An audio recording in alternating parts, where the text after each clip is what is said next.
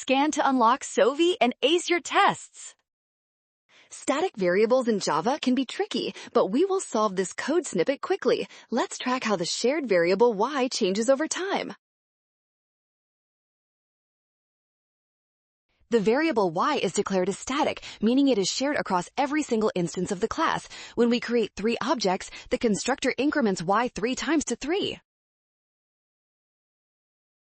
Next, we call the first increment method on the first object, which adds 1 to y. Then the second object calls the overloaded method to add 10 more to the total.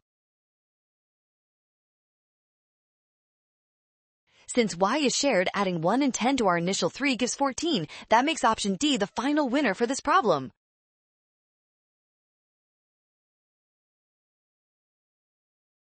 Well done! Scan the code. You can learn better with Sovi. Watch signs to avoid a rush. Trust given values and check your steps.